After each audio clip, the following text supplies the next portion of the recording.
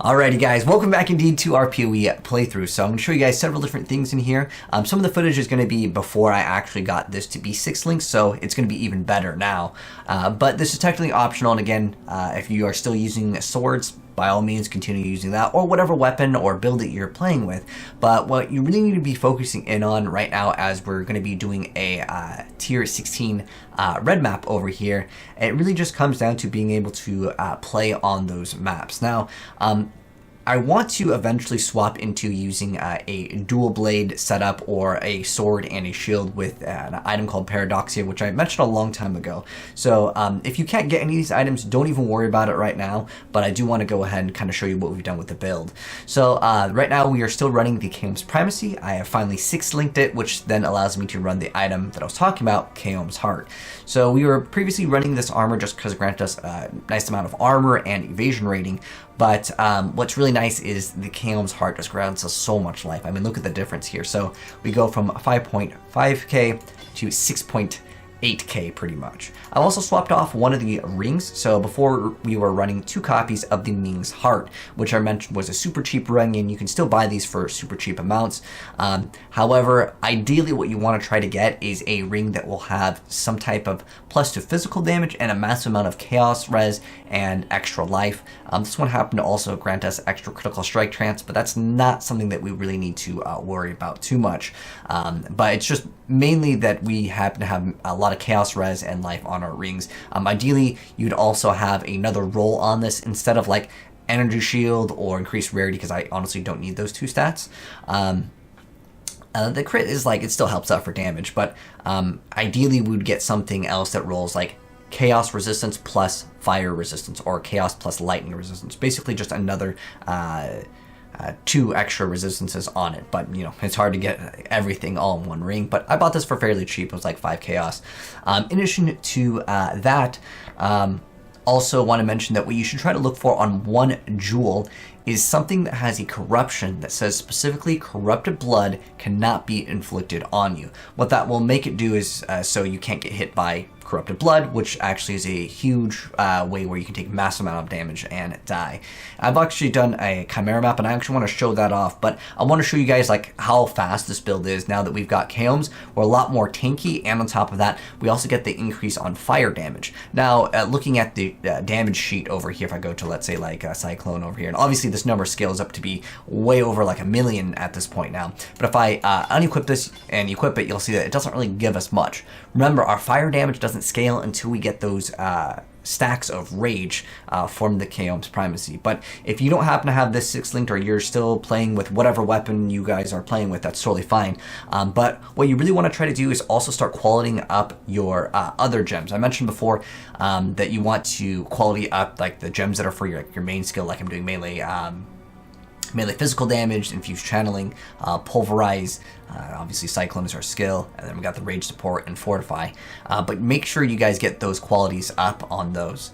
And also think about, if you really want to min-max, also qualitying up your increased duration with your Molten Shell, cast when damage taken, get everything up.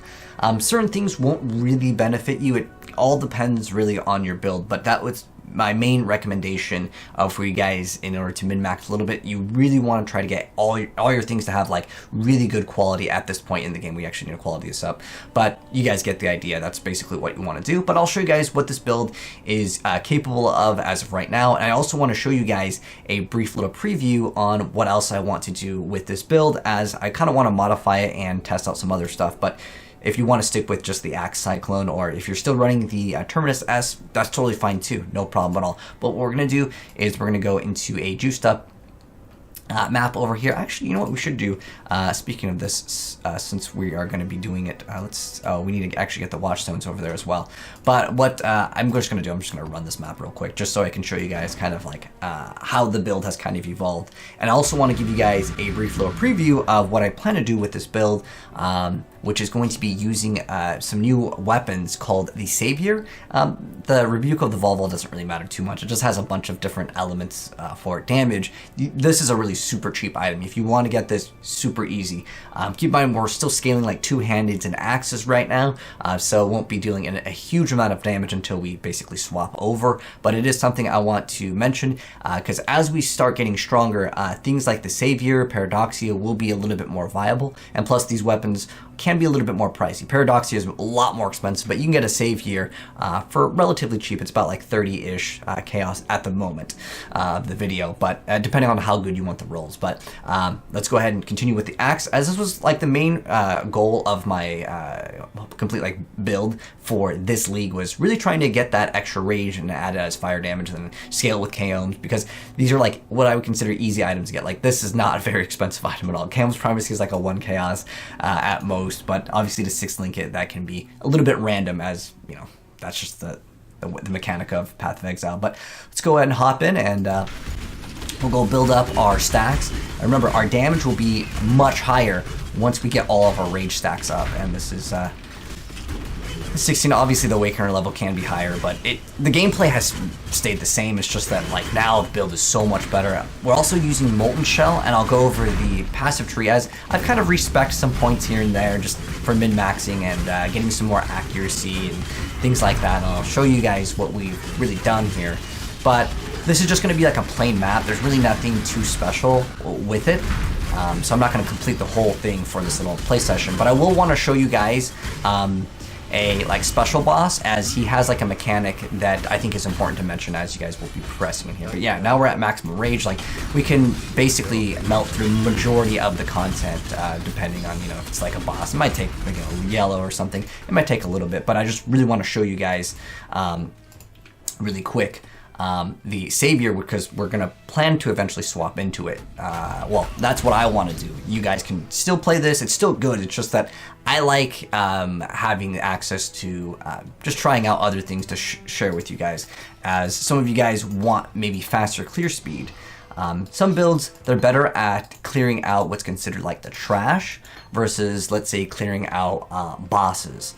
So this one's kind of good for both, to be honest, but we're going to swap out of the Chaos Heart. So we're going to rip that massive amount of life that we did get from it, and we also lose that fire damage, but in return, you cannot have a 6, well, technically there are special items, unique items, but for the most part, you will not have a 6-link one-handed sword. There's one called like Onigoroshi that technically it's for the most part, okay. But I'm just gonna go ahead, and you can see we can't like 6-link this, so I'm just gonna put this back into here. I'm actually gonna go back to Impale, as it's gonna be really good for a very special thing. So this is the Savior. What it does is it grants us extra stats on it that are like kind of meh, but the main thing that we really want on this that's important is that triggers level 20 reflection when equipped. So this item, you probably won't get it by a drop unless you've already done Cyrus, but I doubt you guys have gotten that far in our little play session here. But what it does is it will give you a clone. You can have up to 2 clones when you crit with this weapon. Even though it says when equipped, you actually have to crit with the weapon, and then the clone will actually use your skill. It's a really cool mechanic, and ideally you have a really, really good weapon as your other weapon. I'm going to swap these over here. But ideally you have a really, really strong weapon in your other hand, and that's what really makes the Savior super powerful. But this item, I'm just using it for example because it's relatively cheap. It's like 5 chaos, and this one again is like 30-ish at the time of making this video. But the nice thing with this is you'll see that we'll be able to get this clone. I'm going to actually swap out some jewels really quick. Let me go ahead and go to my passive tree. So right now I was running this other one with like 2-handed weapons, but I'm going to swap to the one where it has increased crit while dual wielding, and it's got some extra life on it. It's just kind of nice. As a lot of the other things, like for example, adds damage to axe attacks, we're not using axes anymore. We'll actually need to spec out of the 2-handed stuff, and I'll do that later. But again, I'm just trying to show you guys more things. But one thing that I do recommend, regardless of what you're running, unless you're playing something really weird, you definitely want to get a jewel. You can try to corrupt them yourself, but honestly, it's going to be really rough to hope that you get not only a good jewel, but the one with the correct corruption on it. So I'm going to go swap this out, and we'll go kill some stuff. Our damage might be a little bit meh until we obviously, again, build up the rage. Oh, it swapped our Cyclone off. All right, here we go. So you'll see that we'll be getting this clone, And when we use the skill, you can see now that there's like multiple cyclones and they kind of follow us. It's just really cool. And this is a T16. Obviously, like I said, we can awaken her up, but we're not even scaled for any like dual wielding, and that's going to significantly increase our clear speed. And also show you guys, you know, I don't really need to show you guys anymore. It summons a clone. It makes the bossing super fast, especially because those clones might be attacking while you're like backing off. You're waiting for the boss to, you know, do his like big slam attack or something like that. But we've also got some gems here that I do want to mention. So Enduring Cry, we've already talked about that, but I'm also running increased duration on this, as well as, of course, our cast when damage taken with Molten Shell. So we were running a Mortal Call before, but I want to explain something else that we've done with the build. So I'm running Second Wind. So our War Cries are going to be instant. We have this thing over here, Call to Arms, where it makes their cast instant. Now, normally you'd be able to get a second charge with Second Wind. However, we have opted to still run Second Wind. Even though we don't get the +1 cooldown, we still get the benefit of the cooldown recovery rate. So that's why it's still worth it, as we'll actually have some extra gem slots over here because we're running 2 one-handers, which can have 3 sockets. So I'm running Second Wind support still, and I'm running the increased duration. I'm also, again, remember, trying to get those quality up, as these are worth it. And on top of that, we've actually made a change. So instead of Immortal Call, what we're doing is we're running the cast when damage taken, and we're still running increased duration. But instead of Immortal Call, we're running Molten Shell. As we start going further in the game, I think Molten Shell and Steel Skin are going to be overall better for most people. Obviously, depending on the build, what you're doing, this could be something to factor in as well. But the reason why I like Molten Shell is because of the duration. Out of all of the guard skills in the game, it has the longest duration. And I'm going to go ahead and show you guys kind of what we've done with the skill tree as well. So what Molten Shell does, like Immortal Call, it gives you a flat like % reduction. However, Molten Shell has a number that it will absorb. You'll see over in like our buff bar how much damage it will like absorb before it goes away. It's usually like 5k plus right now. Obviously this can be scaled as you increase your armor. So how it works is whenever you take that amount of damage, because remember, we're still doing cast when damage taken, although if you want to, you can manually cast it, but I like cast when damage taken because it just works on its own, which is awesome. But this time we will be leveling up cast when damage taken and also Molten Shell. With Immortal Call, it's pretty much just really only going to be good for like as you progress for most players, because you just don't need to level it up at all, and it just gives you a massive amount. But as you go further on, you're going to want to have a lot more armor, and as we scale, we'll get more armor. But with Molten Shell over here, how it works is it has the longest base duration, and on top of that, how it works is 75% of the damage that you take from the hit is taken from the buff. So once you get hit, you'll see these little shells that come up. Let me actually show you what the animation looks like. I'm going to remove the cast when damage taken so I can actually show you guys what it looks like. So what it will look like is this over here, and it'll have like some number. This number will it'll scale higher as we activate some of our flasks. Let me actually do that because this is actually something pretty important to share. So if I now activate our Lion's Roar, which is the Granite Flask, that will then give us more armor, and then if we cast Molten Shell, you can see it's like 5k. So that's the amount of damage that it will be able to absorb before it goes away. And then after the duration goes away, what's going to happen with the Molten Shell, that's a little bit different, is that it'll deal a massive amount of the reflected damage as fire damage, which can be kind of cool. Even, heck, it would work well with the Chaos Heart, as that gives us extra fire damage, and then we also gain the extra fire damage if we did want to keep the Chaos Primacy. Again, kind of optional, just want to show you guys other things that you can do in the game. So yeah, that's what I've actually opted to go for. But I want to also share the tree with you guys, as I probably made some changes over here. I'm just going to like zoom out so you guys can see it. Again, don't feel like you have to copy it, but just in case anyone wanted to follow it, this is what I happen to opt for. I'm not sure if we got this in the last part, but I ended up getting a Hatchet Master, which just grants us extra rage. But what I do want to do is also show you guys, if you guys did want to play swords, I'm going to kind of spec into that. What I plan to do is actually use dual wield, so we can actually get a new mechanic that I want to share with you guys, which is going to be blocking. So with dual wielding, you will always have a bonus to your block, which is quite nice. So if I go into my defensive stats over here, you'll see block attack damage. It's going to actually be 15. However, these boots, they roll with some modifier that actually grants us block attack damage, but they have a downside of you take 20% of the damage blocked from hits. Usually you just won't take anything. As long as you actually are being hit, it has to actually be a hit. It can't be like a damage over time effect. But you'll have a massive amount of survivability when you actually are able to start scaling blocking, which is something that we'll kind of do briefly, as there are things that will scale with not only damage, like if I get Dervish over here, we have a 3% chance to block attack damage while dual wielding, and then we also get some extra attack speed, and there's also one over here that will help with crit, as well as some accuracy rating, which I actually plan to grab as well, and this will just help out with the extra crit chance for our ability with the Savior. And what I do want to plan to do is get this to be 2 reds and 1 green. And then what we'll do is we'll actually go and put the leap slam wherever that is. Let me actually show you guys. We'll just do this live real quick because why not here? And we should be able to get it. It shouldn't be too difficult at all. In fact, oh well, that was like the first try. Okay, well that was really lucky. But what we can do is we can go to the crafting bench. If you do the mines, which I'll show off in like in a second, you'll basically just get those crafting recipes. And if I want to get certain colors here, all I would do is actually just type this in. So we go to other, and then we can like link. Obviously, this you can't have that many sockets, but if you want to have less RNG and just kind of guarantee your results, you can be like, I want at least 1 red. You can kind of choose what you want here, which is definitely nice, but it's not really that big of a deal. It's only 3 colors. I feel like I can RNG it off of chromatics a little bit faster, unless I'm looking for like 3 of what's considered an off color on the item. But ideally, what we'd want to do now, if you want to do the Savior, again, if you're doing the axe, by all means continue, or if you're doing like the 2-handed weapon, do what you want to do. In fact, if you're doing 2-handed like sword, if you're doing the Terminus S, which is again that really cheap sword that I mentioned before, which I like for Flicker Strike. But what you would like to do ideally is you put in your Leap Slam, and then you also want to do Blood Magic.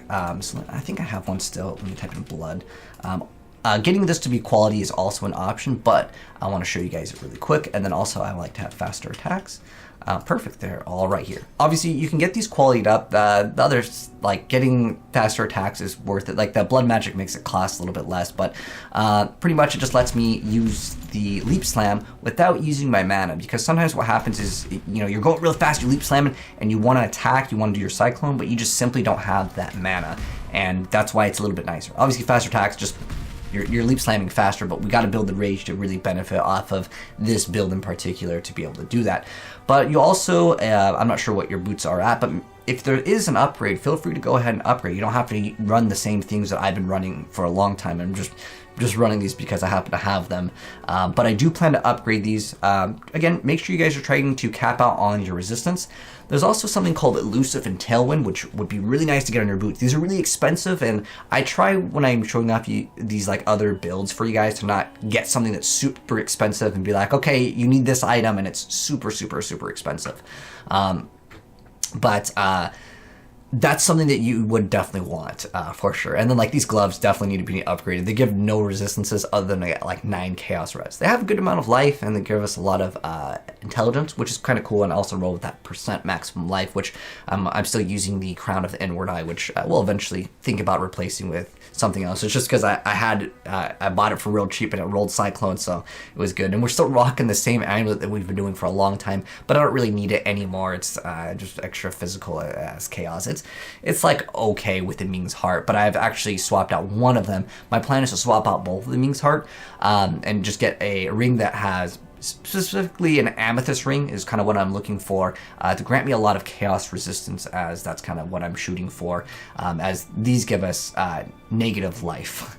And if you have the plus life. Look, the difference in life between swapping between the Ming's Heart, like you can see we have 5.4 and we go to 5.2. So it's a decent amount of life if you just get a ring that, you know, obviously doesn't have negative life and it actually grants you life. But life percent is actually something that's a little bit better for this one because we have the transfiguration of like mind, body, and soul, which grants us extra damage at 1/3 of its value. Or yeah, it's 30% is the correct number actually, right? Yeah, it's 30% of the value where is it? Increases and reduction of maximum life also apply to attack damage. So this is actually going to increase our damage when we remove it because of the reduced maximum life, although it also grants us 20% of physical as extra chaos damage.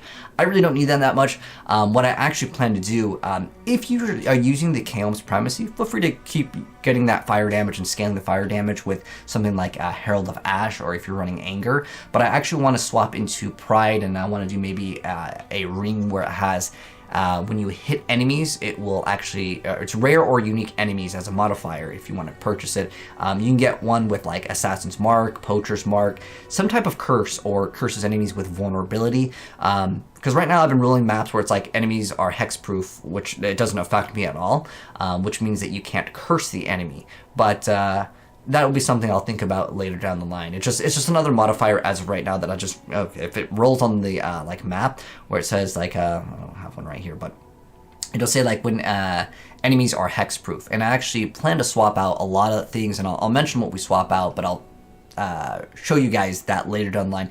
But if you guys really want to start scaling off of physical, which is something I really recommend, Impale is really good. I actually spec'd out of Impale, but I'm going to go back and do it. The reason why is I wanted to see like what we could do with the axe and see if it was like kind of good, and it was okay. It's definitely good, but I do personally, because this is so cheap now. The Savior used to be like 20 plus Exalt. It used to be super, super expensive, but people are playing other things, and like this is like something where a lot of people will end up doing Cyrus, and it's like a drop from him that can happen. So it's relatively cheap. I think it's super, super, super cheap for what it can do. It's absolutely amazing, as long as your other weapon is good. And if you want, this is my suggestion for you guys, this is a super cheap weapon, but it has like a lot of rolls on it. The most important roll is getting that attack speed up and getting the one that has the most amount of physical damage. The elemental damage, because we're running Zerker and we can start scaling like all the damage because of the Rites of Ruin, that can be something to take into consideration as well. Also, I might go back into this. I didn't really mention this, but at some point I decided to go for Pain Reaver just to try it out. But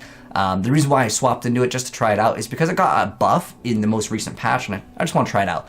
If you do swap out the skill points for your ascendancies, each one will cost 5 points. So you'd have to use 5 Orb of Regrets for the repoints just to take out 1 point in here and to move it over here. But I'll probably end up going for Flawless Savagery, as it's not a bad option as well. But it's fine. For me, it doesn't really matter. Like the buff, it really isn't that big of a deal. I don't think it was enough, honestly, for people to swap into Pain Reaver. But if you do happen to get Pain Reaver, what it does allow you to do, since I kind of wanted to squeeze more points into the axe, that's why I swapped. I unspec'd out of the like leech that we originally had, but yeah, I'll update you guys what we do later down the line, but just want to go ahead and share like what I've kind of done with the build and what my plans are. Again, still same plans. Eventually we're going to go Flicker, Paradoxia, start scaling like a bunch of other things, but that'll be for another time. But if you do happen to run, if you do kind of want to like check out the sword, because it looks really cool to have the clones, I know it does, you also want to start thinking about scaling your crit chance, as that's how these things are going to be summoned. And you can actually go back to running a Diamond Flask maybe instead of like this, since this one's actually kind of cool because it does actually scale quite well with Vol Blade over here, the Rebuke of the Vol. So that can be something to take into consideration as well. But again, the most important things with the flask, make sure you have one that removes bleeding, one that removes curses, and one that gets rid of freeze and chill. Those are the most important things that you need on your flasks. And then again, getting that jewel also that removes the corrupted blood. Like you can't get hit by corrupted blood. The rest of the stats on this one happen to be okay. Doesn't work well with my build, but honestly, make sure you get this. I would suggest don't try to Vol Orb your stuff to get it. You're probably going to regret that. But anyways, yeah, we're gonna get some more upgrades, and we'll continue on our playthrough. But next time we will be kind of mixing stuff up. Like I said, the point of this video was to show you guys the Savior mechanic and show you guys, yeah, if you want to run Chaos, you'll be a lot tankier for sure with that massive amount of life pool, and of course with Chaos you get yourself a decent amount of armor. Mine happened to roll with Corruption, so a lot of people will 100% Corrupt Kalim's Heart. So ideally you want to try to get one. They roll anywhere from 20 to 40% increased fire damage. So if you're still running the axe, like I was, you definitely want to benefit off of that extra bonus fire damage. But don't spend too much on this. This is a relatively cheap item. They're going for like 10 chaos. I mean, last time I checked. But I mean, depending on the corruption that you want, this one I got for like really cheap, and it has reduced chaos damage taken. So that's really nice. But they will always roll, unless it's like some like weird one like replica. They will always give you that 500 life, which is pretty much the only important stat on this thing. The rest really don't matter too much. But yeah, that's Kalim's Heart, and I wanted to show you guys. Yeah, we 6-linked it. In fact, you know, we'll go roll the reaction to it, because like I got it in 30 fusers. That's an insane amount of luck, but you know, it made me excited. So enjoy that, and then I'll show you guys like the delve and some other like mechanics in this video. But before that, I actually have to mention something really important that I almost forgot. So like I said before, I started you know, taking skill points in and out, and that's why I wanted to at least give you guys the tree here so you guys can at least see it in case any of you guys want to kind of mimic what we've done. But I've actually got two things that are important to mention as I have started scaling more armor for Molten Shell to be a little bit more powerful. So I've already showed off, like, you definitely want called arms. This is going to be like most builds anyways in our melee. But you also want to consider this 3 set of nodes right here. So that is the one Soul of Steel. So you just go right here. It's not that far away from this, and you usually want to grab this anyways. But Soul of Steel grants us just 150 armor and 30% increased armor, then +1 to all maximum elemental resistances, which is quite nice, and it just grants us extra armor res, but specifically giving us the extra 150 armor, 30% armor, it is quite nice. I unspec'd out of grabbing the Barbarism, which was up here, specifically for this, as this is just going to be more of a benefit for us. And then we've also gotten this thing, and the reason why I chose Molten Shell over like the Steel Skin is specifically because of this thing called Adamant. So it's 20% increased armor, 400 armor while affected by a guard skill buff, which is going to be Molten Shell, which auto casts on us, and it's actually up for quite a bit of time. In fact, if I go to it, we don't even have it like max level. Molten Shell's 17, and then increased duration 17. These will get even stronger as time goes on, but right now, it's cooldown second, and it's 2.96, but it lasts for 6.3 seconds, which is a huge amount of time. So that's quite nice with that, and it's going to get even better. And on top of that, you guys can see how awesome this thing is. It doesn't really cost that much mana, but also we're going to be doing more damage technically, but it's not like it's going to one-shot the entire game, but like it's there, and I like this. So it's not too far away from this area where we grabbed this jewel, and like this one, you can still see the jewels are all axes because that's what we've been doing, and it's still good. Like I said, feel free to play what you want, but yeah, I opted to go grab these skills over here. And that will just, again, help out with the reason why I'm selecting Molten Shells, the longer duration. Also granting us that extra life regen, and for like 6 seconds to have 1.5, oh, it's nice. It's definitely nice, especially with the rage mechanic. But yeah. Good luck, music. Alright. Ooh, there's a 5. But we want 6. 6 are no-go. Oh.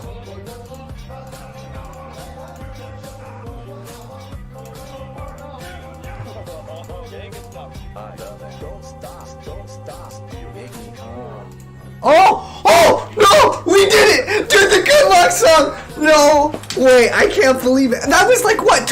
Like 30 fusers? 30 fusers for the 6-link? Ooh, we did it! Alrighty, so let's go ahead and wrap up things in this video. So there's still a lot more that I need to show off, and this one was more of like an explanation than like, you know, cool gameplay. But the next part will actually have a lot more cooler gameplay. I'm going to show you guys the like end game boss mechanics of these 4 bosses that will lead into another boss, and then we'll also show off Cyrus, which is kind of the more of the form of like the end game big boss, if there is like really any big boss in Path of Exile. Also, you guys might have noticed our hideout is quite cute. You guys can actually download hideouts. They're completely for free, but I'm going to mention that in another video because I don't want to make this video about the hideout, but I know some of you guys want to know how to do it, so I will cover that later down the line. And I also want to mention, regardless of what build that you want to play, I'm just mentioning, you know, other suggestions. You guys can go with the dual wield, or you guys can stick with the axe, by all means, play what you want to play. Don't feel like, oh, he unspec'd out of this, I got to unspec out of it too. No, don't worry about it. You'll be able to complete most of the game's content totally fine. There are some exceptions to like a lot of melee builds. There are certain things that are more difficult, but we'll show you guys how to get through those. But like I mentioned before, I'm trying to make this playthrough much easier. So like the Rebuke of the Vol, which is the item that I mentioned that we purchased for like really low in terms of chaos price, I just try to show off items that most people at this point will be able to afford, like 5 chaos or like 30-40 chaos. It's relatively like budget friendly, where there are some items that will be much better, although they will cost a lot more. It's just so people don't feel like they're kind of left out if they want to try out some of the other mechanics like the Savior, which is, you know, a really, really cheap item compared to what it used to cost back in the day if you wanted to mess around with it. But yeah, so again, don't feel like you have to play the exact build that I'm playing, or if you're following anyone's guide, as long as you're able to complete the content at relatively a decent pace, because if it's taking you like an hour to fight a boss, well, maybe you need some more DPS instead of being as tanky as possible. But we'll mention a lot of other things in the next part of our playthrough, which will have a lot more action. But I just have to explain like the quality thing, you know, qualitying up, getting all of your gems level up, basically just all these little things that are part of your progression